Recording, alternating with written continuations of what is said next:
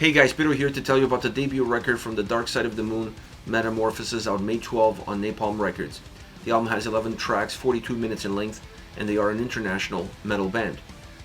The design of this record is perfect, and it surprised me by how good it is. It's a record that has a start, middle, and end, a record that has a lot of flow, very continuous in its movement, connecting these songs really well, allowing you to stay connected and engage with the experience from the start all the way to the end. An album that's constantly growing, constantly moving, constantly adding new pieces to the puzzle, making the overall experience one that becomes memorable, enjoyable, adding playability to the overall record, an album that doesn't overstay its welcome. Coming in, I was expecting something completely different. Considering the nature of the songs, considering the nature of the project, I was expecting the album to be a little bit more like a compilation. Great individual songs, but almost forcing the listener to reset after each and every single one of them. So I'm glad to see this album coming across really like a full-length record and not necessarily a compilation. As far as the sound goes, this album doesn't really hide anything from what you saw in the singles.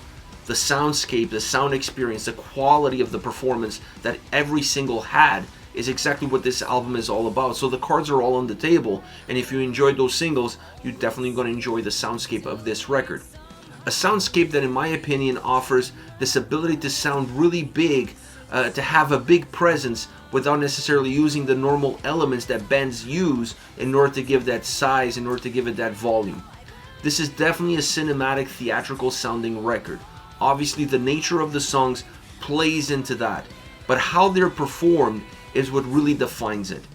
They were able to create songs that, while stripped down at times, while not using a lot of orchestrations and elements that really are normally there to create that big volume, that cinematic presence, they were still able to give you that feel, they were still able to give you that aura because of how the songs were written, how the songs were executed, and definitely how the vocals impacted that overall sound that was created for them. This is an album of details. It's an album of texture, an album that has great sound quality. The production behind it is outstanding and needed to be outstanding in order for this album to work. Everything has to be at the right spot at the right time. The songs have to be defined. The sound has to be defined. You have to be able to iron out all the different details, see exactly what they're doing, what they're adding, in order for you to have that big essence, that big volume, that big presence without having to resort to the normal elements, still keeping the album very subdued in terms of the stripped down nature that it has, but making you feel like you're listening to a soundtrack from a movie with the essence that it offers. Now, within that sound, the two elements that jump out obviously are the guitars and drums, because they play a huge role in this big volume, in this big footprint that each and every single song has, even the ones that perhaps pull back a little bit more on the heaviness, on the thickness of sound. But the guitars on this album sound great from beginning to end. They're pretty much the life force, the energy, the bloodline of each and every single song. They dictate the movement of the tracks, they helped give direction to the songs, and they're so well defined within the tracks themselves that you're able to gravitate to those melodies, to those hooks, and become immediately infatuated with the sound experience that the songs have. The drums help make the songs feel warmer. It's an important element as well. If you're not depending on big orchestrations, big choirs, in order to create that cinematic vibe, a way of doing that in a more downsized approach is by giving some emphasis to the drum sound, allowing to not just ground the tracks, but also expand the footprint of the songs. Giving a much wider base for the tracks to start with allows the songs to feel bigger all around. And that's exactly what you're going to get from the drum sound on this record. Vocally, this is one of those albums that I have to say that is flawless. First of all, before I talk about Melissa's vocals, let me say this. There are some guest appearances on this record. Notably, I have to mention Tom Englund of Evergrey, Fabienne Erni, and Charlotte Wessels. These three additions to the mix, as far as vocals are concerned, work extremely well. Talk about using it to the most, creating some incredible duets that are really becoming songs that are very hard to disconnect from. Never mind what you heard before. Once you hear it now, this way of presenting the songs really sets them apart from everything else that you've ever heard. The definition of how the vocals work with one another, the nuances that they create with one another, really becomes the defining factor of how these songs are not just going to have an impact today, but they're going to have an impact going forward. But vocally, Melissa, I have to say, this is perhaps her best album ever. Vocally, even better than anything that she's done with Ad Infinitum. The sound on this record, the essence of this record, the backdrop of the project, the theatrical cinematic nature of these songs, this is her bread and butter. She is absolutely outstanding from start to finish. I've never heard her sound this good, sound this warm, connecting so well with the lyrics, with the song, with the overall compositions. She is phenomenal on this record.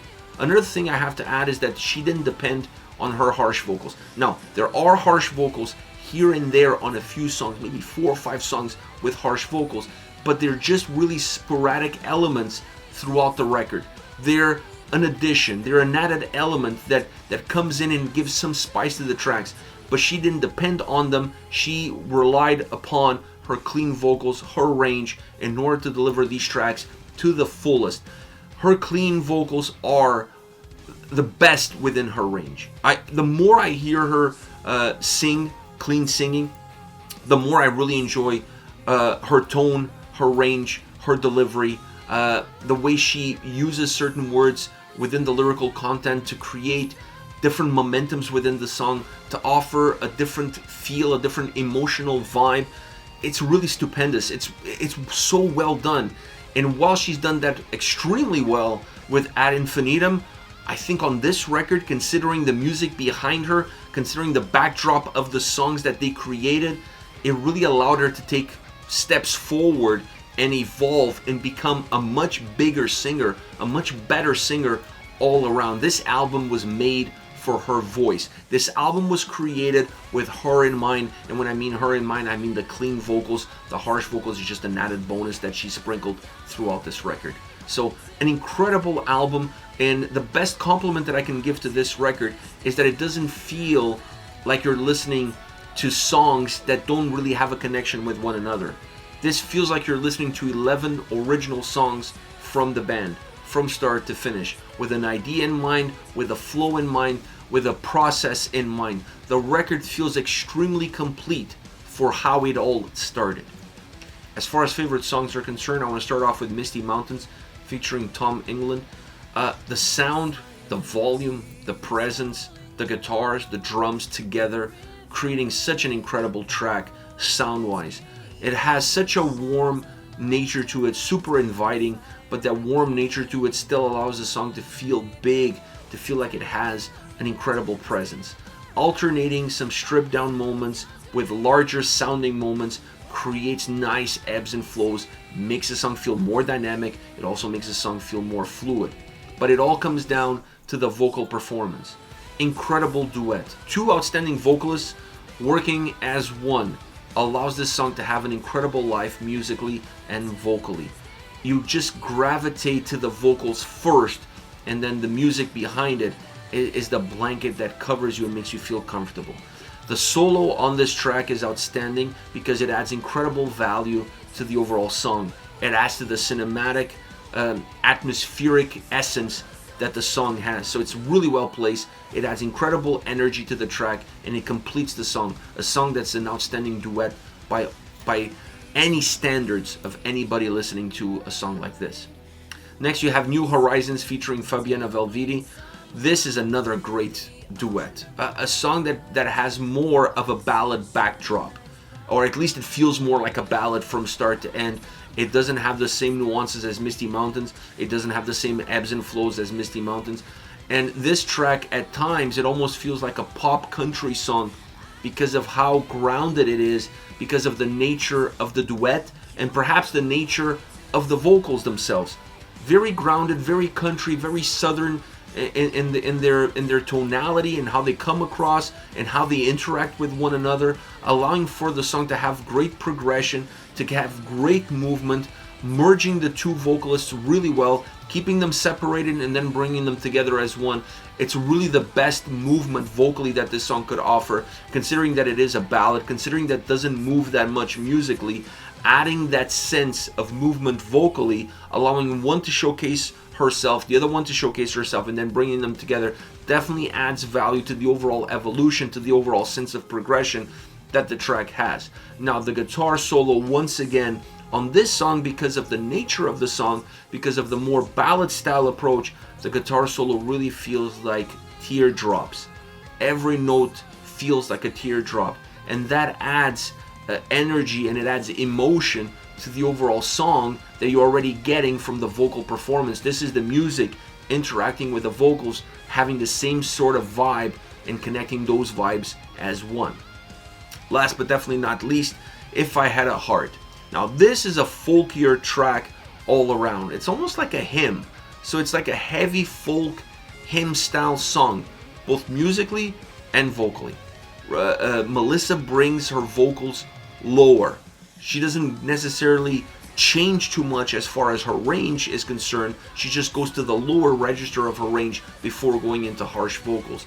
And that allows some somberness to invade this song, but it plays really well off of the folkiness that it has before she brings her range back into where it normally is, more of a standard approach, and that allows the song to pick up the energy and become a little bit more of that heavy folk hymn that it is, because it's a heavy song, not perhaps super heavy, but heavy in the context of the record, heavy in the context of the overall sound of this album. I honestly enjoy this song.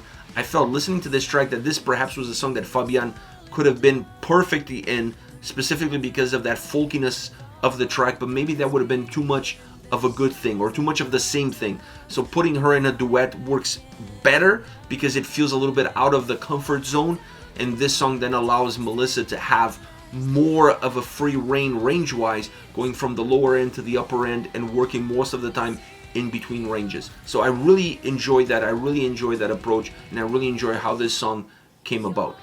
This is it, The Dark Side of the Moon, Metamorphosis, out May 12 on Napalm Records. Let me know your thoughts on the band, on the singles. Use the comment section below. I'll be reading those and getting back to you. Take care, guys.